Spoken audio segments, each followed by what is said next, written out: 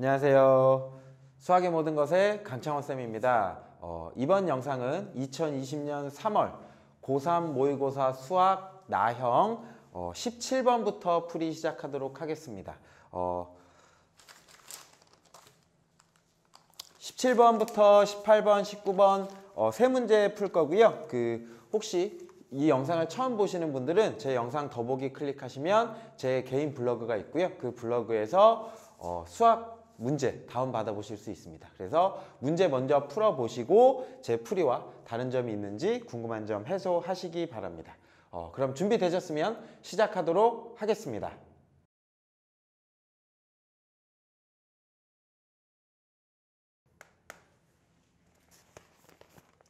17번은요 수열에 관한 문제이고요.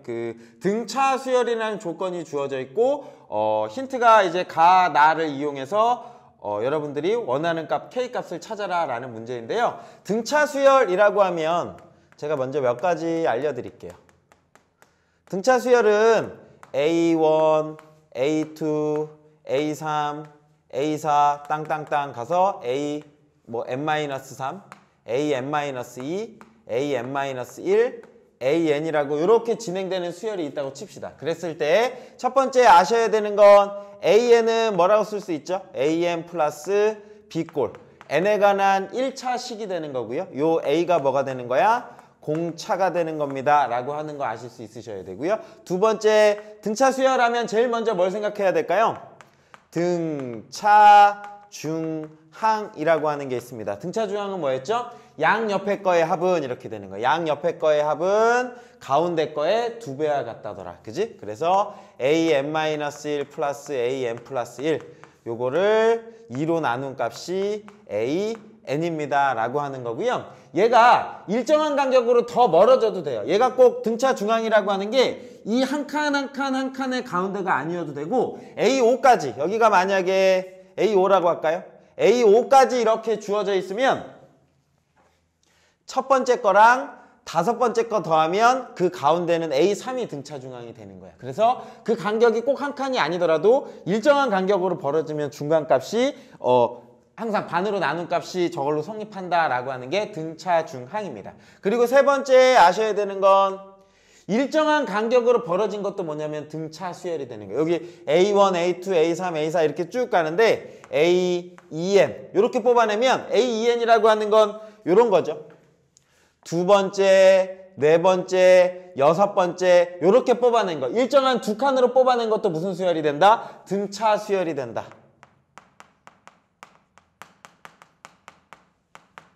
이렇게 된다는 거. 제가 쓴 이 2n이라고 하는 건 아무거나 다 집어넣으셔도 괜찮아요. A, 3n 이렇게 집어넣으셔도 되고 n 자리에다가 뭐 n 플러스 1 집어넣으셔도 돼요. 그래서 어쨌든 원래 등차 수열에서 일정한 간격으로 뽑아낸 수열도 뭐다? 등차 수열이다 라고 하시는 거 아실 수 있으셔야 돼요. 그리고 네 번째 합이요.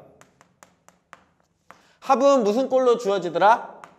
n에 관한 2차식 꼴입니다 라고 해서 an 플러스 an 제곱 플러스 bn 꼴이다더라 라고 하는 거 아셔야 되고요. 상수항은 없는 거예요. 상수항은 없는 게 첫째 항부터 등차 수열이다 라고 생각하시면 되고, 이 합은 어떻게 만들어지는 거냐면 SN 공식이 이렇게 쓸 수도 있죠. 2a분의 n 2a 플러스 n-1 d라는 공식도 있지만 2분의 n-a 플러스 l이라는 공식이 있어요. 이 공식은 뭐냐면 첫째 항하고 끝항하고 더한 거를 반으로 나눈 거. 그게 n개입니다 라고 하는 이 공식이 있는데 이 문제풀이에 쓰여요. 이거 어떤 거 쓰이는 거냐면 얘가 등차 수열은 항상 이런 게 성립해요. 뭐냐면 양 끝에 거 두 개, 요거 두 개의 합이랑요 그 앞에 있는 요거요 A2랑 AN-1 이거의 합이랑요 A3이랑 AN-2랑 이 합들이 다 어때요? 같아요. 그래서 이거 더하기 이거 더하기 이거 더하기 이거 더해서 그게 몇 개? N개. 그걸 몇으로 나눠준 거? 2로 나눠준 게 등차 수열의 합이다 라고 해서 요 정도 기억하셔야 됩니다. 등차 수열 관련된 문제 나오면. 요게 이해되셨으면 문제 볼게요.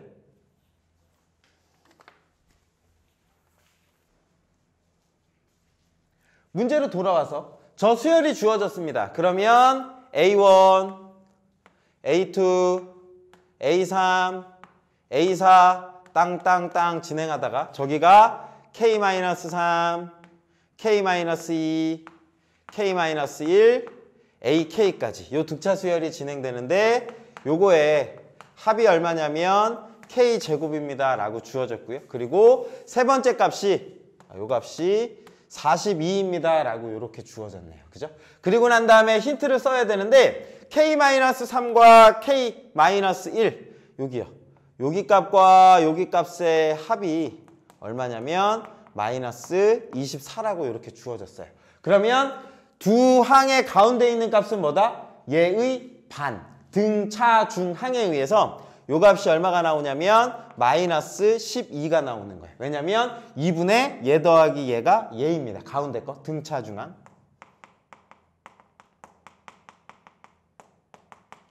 여기까지 찾아냈어요. 그럼 이제 요 조건은 일단 이용을 해봤고요. 물론 이게 여기 맞는지 모르겠지만 일단 요 방법으로 시작을 해봤어요. 그리고 난 다음에 합이 K제곱입니다 라고 하는 힌트를 써먹으려고 합니다. 그러면 합 SN은 뭐죠? 2분의 N 원래는 첫째 항 플러스 N-1의 D입니다 라고 이렇게 만들어지는데 만약에 첫째 항과 끝항을 아는 공식 2분의 N A 플러스 L이라고 써도 된다더라. 그런데 여기서는 2분의 그 항의 개수가 몇 개였어요? K개였죠. K개에다가 첫 번째 항 A1 더하기 AK 끝번째 항 요 값입니다 라고 하는 거고 그 값이 K제곱이에요 라고 식을 요렇게 세울 수가 있겠네요. 그쵸? 그런데 아까 말씀드렸다시피 등차 수열에서 일단 힌트는 얘는 안 주어졌어요. 끝에도 안 주어졌어요. 근데 뭐가 주어졌냐면 세 번째 항, 그 다음에 끝에서 세 번째 전항 요 값이 주어졌어요. 그게 뭐다? 합이 항상 어떻다? 일정하다. 여기 첫 번째 항과 끝번째 항 요거 더한 값이랑 그 다음에 요 A2랑 그 다음에 그거 앞에 있는 AK-1이랑 이 합들이 항상 어떻다? 일정하다라고 하는 거예요. 그래서 등차 수열이 2분의 NA 플러스 L 이렇게 만들어지는 거거든요. 그러니까 요 빨간 거와 빨간 거 더한 값은 양 끝같의 합과 같아요. 그래서 A1 더하기 AK라고 하는 값은 A3이라는 값과 AK-3을 더한 값이랑 같겠구나 라고 이해하셔야 되고요. 그 값이 여기 상에서는 42 그리고 마이너스 12네요. 그러니까 요 값이 30 여기 들어가는 게 30입니다 라고 찾아내실 수가 있어요. 그럼 다 왔다. 2랑 30이랑 약분하니까 15 15K가 K제곱 그러면 왼쪽으로 2항에서 묶으면 K의 K-15가 0입니다 라고 하는 K에 관한 2차 방정식이 만들어질 거고 K는 0 또는 K는 15 그런데 0보단 커야겠죠. K는 요거의 개수니까. 그래서 답은 15 그래서 3번이 답입니다 라고 찾아주시면 됩니다. 그래서 요 문제를 풀기에 앞서서 아까 그 기본 개념이 먼저 들어와 있으셔야 돼요. 넘어가겠습니다.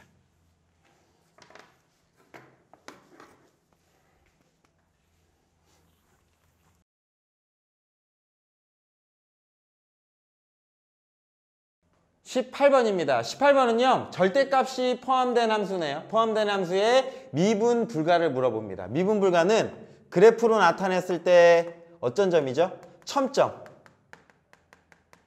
첨점은 뾰족점을 얘기한 거예요. 여기 이렇게 뾰족한 점을 미분 불가다라고 합니다. 대표적으로 만약에 어떤 함수가 있었을 때 y는 절대값, x의 그래프는 이렇게 그림이 그려지잖아요. 그러면 여기가 미분 불가라고 생각하시면 됩니다.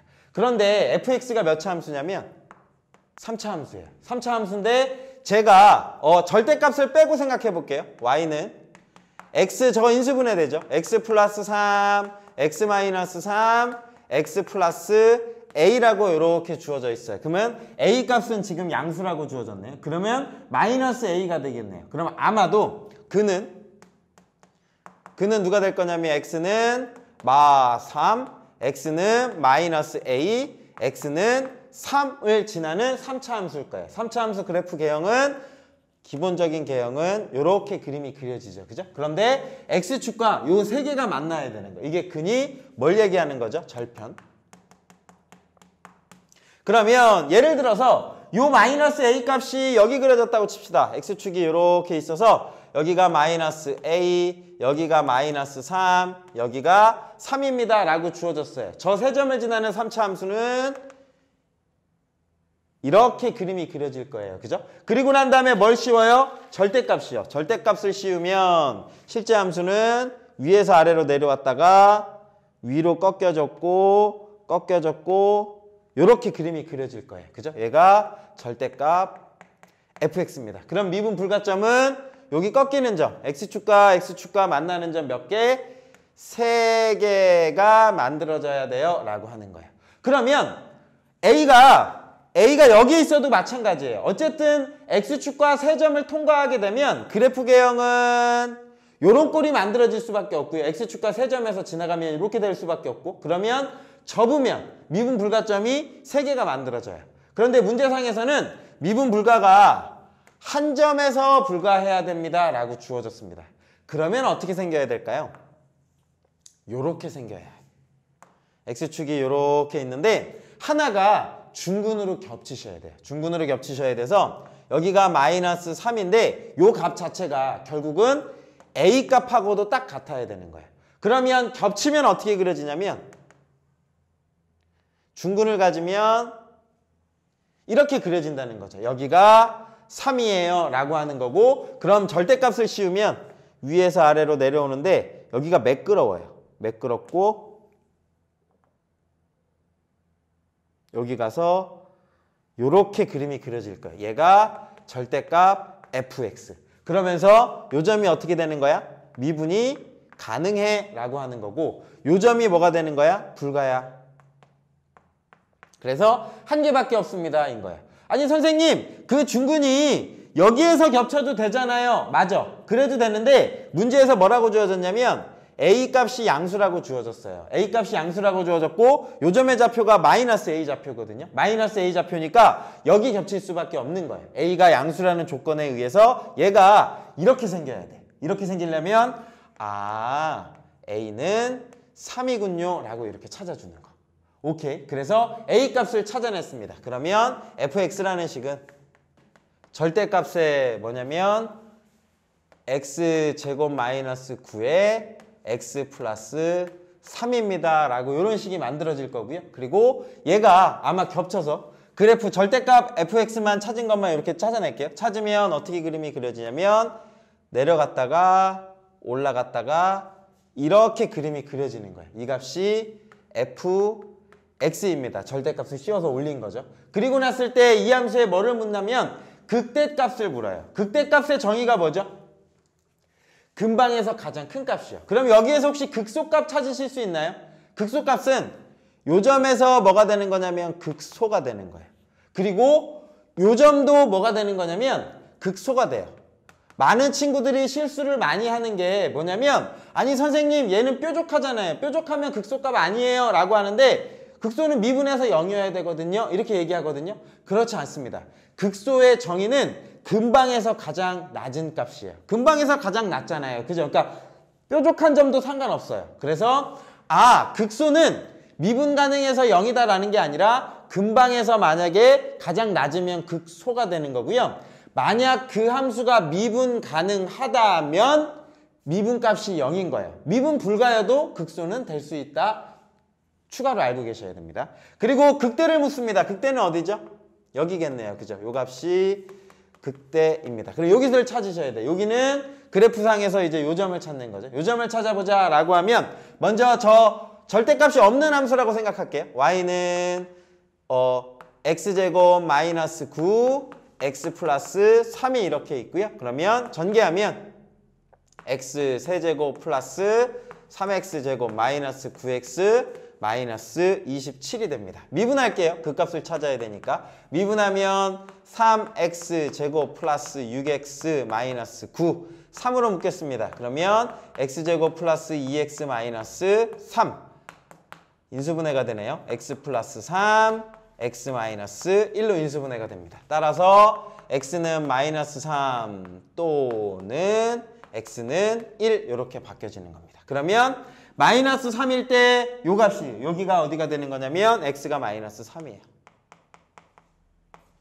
오케이. 그 다음에 요 값이 x가 1일 때가 어떨 때냐면 요 값인 거예요. 여기 절대값 없다고 생각한 거죠. 그죠? 절대값 없다고 생각한 그래프에서 요 값인 거고 그 값이 여기가 x가 1일 때 값인 거예요. 위로 올라간 이유는 절대값을 씌워서 올려버렸으니까 요 값이 위로 올라간 거예요. 그러면 그때 값을 묻습니다.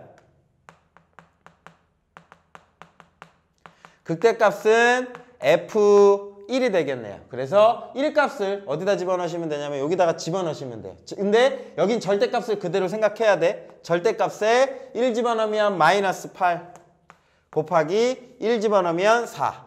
그러니까 32가 극대값입니다. 여기 높은 값, 요 값이 답입니다. 생각하시면 되고요. 답은 1번이라고 찾아주시면 되겠네요. 오케이.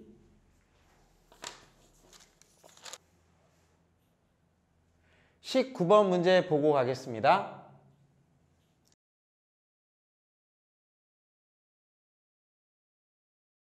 (19번은요) 그 사인 법칙과 코사인 법칙을 먼저 알고 가셔야 돼요. 삼각형이 주어졌습니다 라고 했을 때 세변이 주어지고 보통은 A, B, C면 마주보는 게 A, B, C 이렇게 되죠. 그죠? 그랬을 때 사인 법칙이 뭐였죠? 마주보는 거의 비율 계산하면 항상 지름이 된다더라 라고 해서 사인 A분의 A가 사인 B분의 B와 사인 C분의 C가 같다더라. 누구로? 반지름의 두 회, 이 R과 같다더라 라고 하는 거고 코사인 법칙은 뭐였죠? 두 변과 사이각이 주어졌을 때 두 변과 사이각이 주어졌을 때 마주보는 변의 길이를 구할 수 있다더라. 뭐죠? A제곱은 B제곱 플러스 C제곱인데 뭘 빼주셔라? 마이너스 2BC의 코사인의 저값이야. A를 쓴다 라고 하는 거. 공식 기본적으로 알고 계셔야 되고 전 이거 어떻게 외우냐면요. 얘가 없다고 생각하고 그냥 외워요.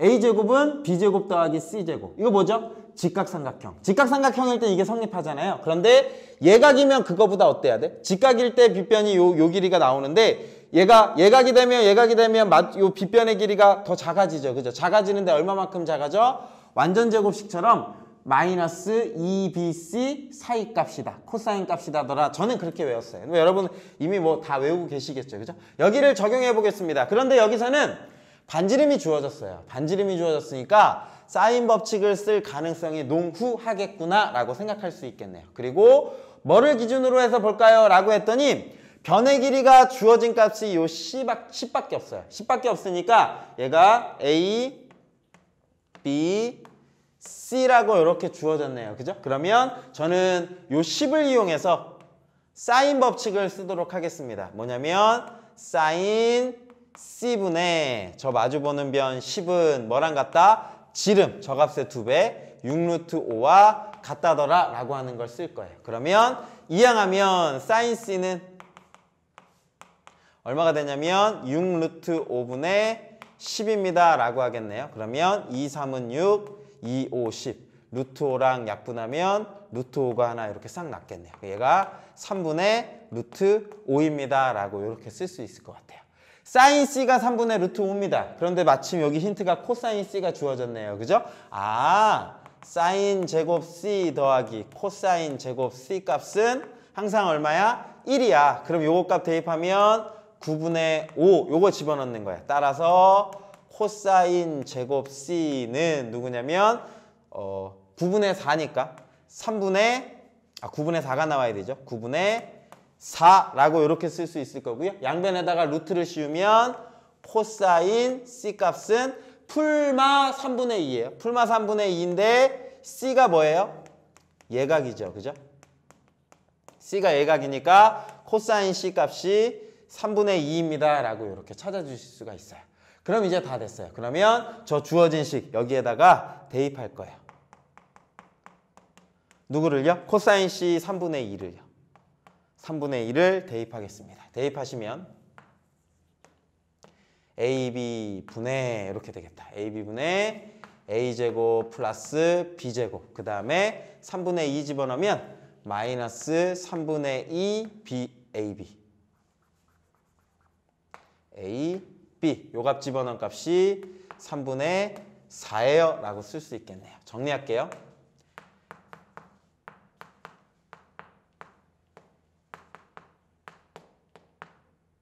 이렇게 쓸 수가 있을 거고요. 그러면 이 양을 잘 해주셔야 될 것 같아요. 그죠? 어떻게 이양하는 게 좋을까요?